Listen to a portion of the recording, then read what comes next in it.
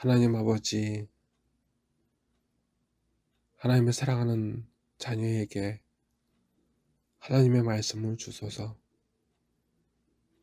이 말씀이 오늘 이 심령을 살게 하는 능력의 말씀이 되게 하시고, 생명의 말씀이 되게 하여 주시고, 이 심령이 나중에 주님께서 보실 때 칭찬받는 삶이 되도록 오늘의 말씀이 이 딸의 인생에 큰 이정표가 되게 하여 주시옵소서.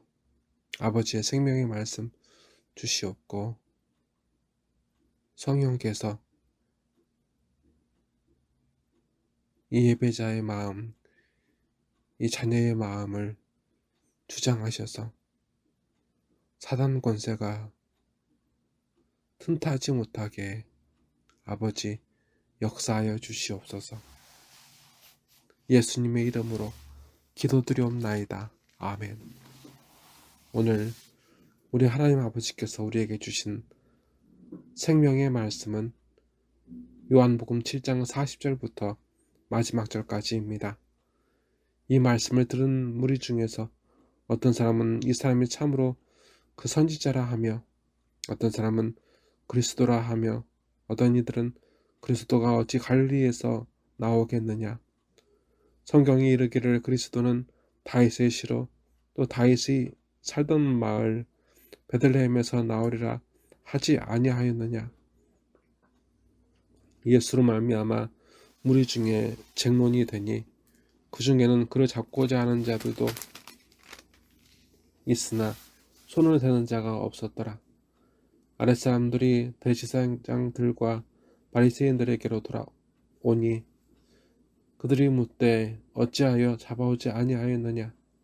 아랫사람들이 대답하되 그 사람이 말하는 것처럼 말한 사람은 이때까지 없었나이다 하니, 바리새인들이 대답하되 너희도 미혹되었느냐.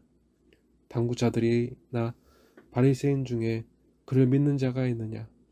율법을 알지 못하는 이 무리는 저주를 받은 자로다.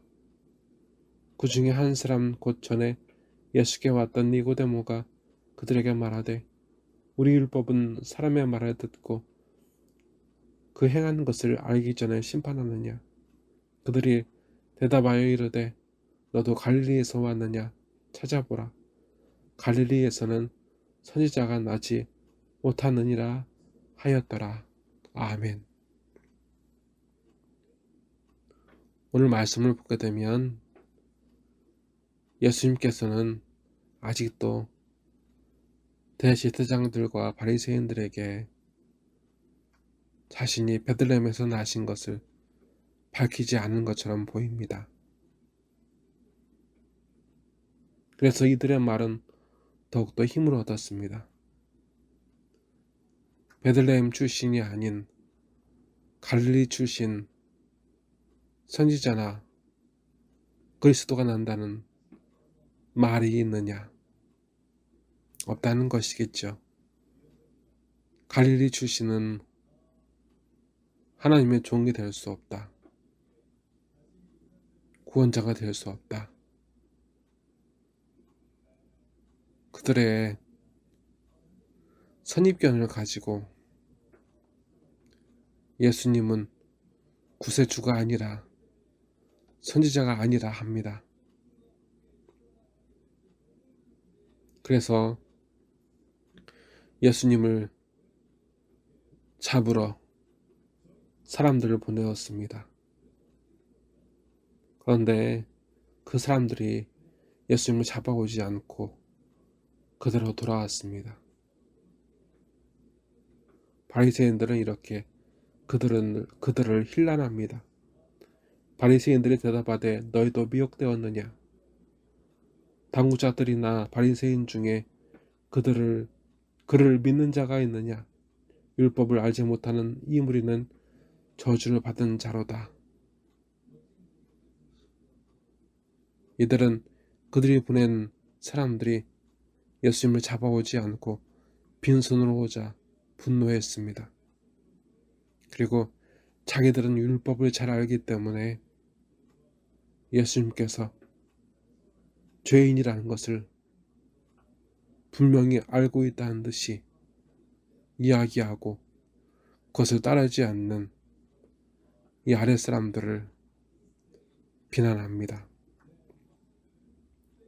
그런데 이들의 진짜 모습에 대해서 니고데모가 이렇게 얘기합니다. 그 중에 한 사람 그 전에 예수께 왔던 니고데모가 그들에게 말하되 우리 율법은 사람의 말을 듣고 그것을 그 행하는 것을 알기 전에 심판하느냐. 죄가 저질러지지 않았는데 그 사람을 죄인이라고 먼저 단정 지을 수 있느냐. 그렇게 단정 지음으로 그 사람을 처벌할 수 있느냐 라고 니고데모가 그렇게 이 바리새인들과 대제사장들의 행동에 대해서 비판하고 있습니다. 그러나 대제사장이나 바리새인들 그 누구도 인정하지 않습니다. 예수님은 죄가 없으신 분이십니다. 예수님의 말과 행동도 죄인의 모습은 없었습니다. 그러나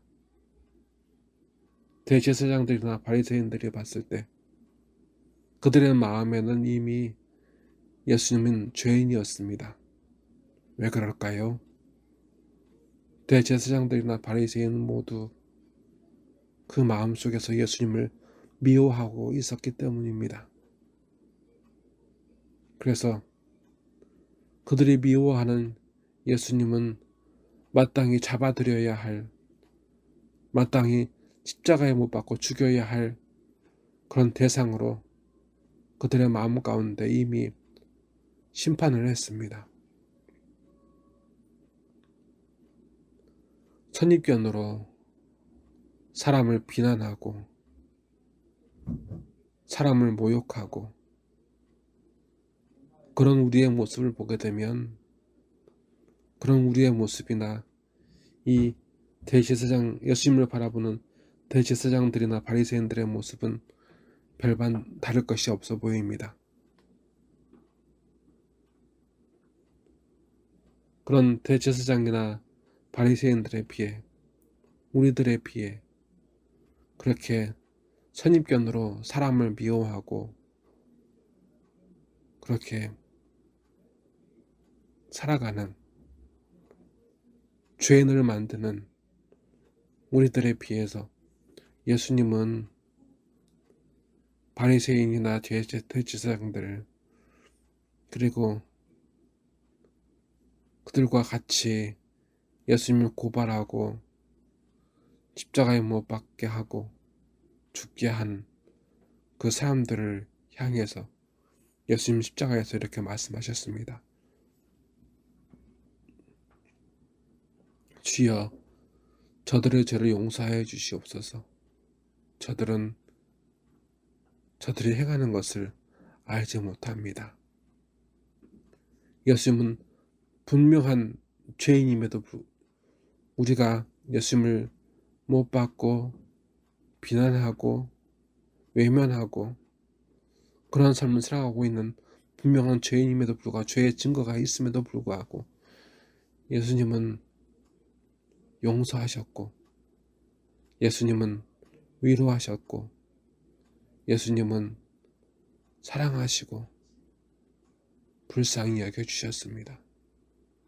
누군가는 섣불리 사람을 미워하고 사람을 비난하고 마음속에서 사람을 죽이는데 예수님은 섣불리 사람을 용서하고 감싸주고 위로하시고 그리고 붙들어 주십니다.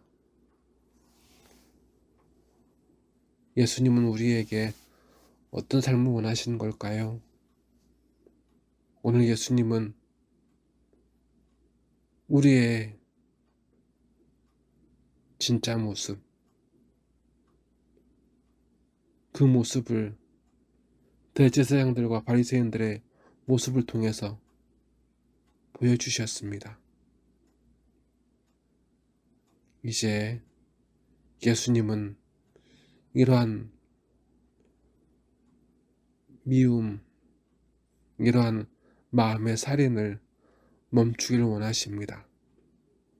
그리고 예수님과 함께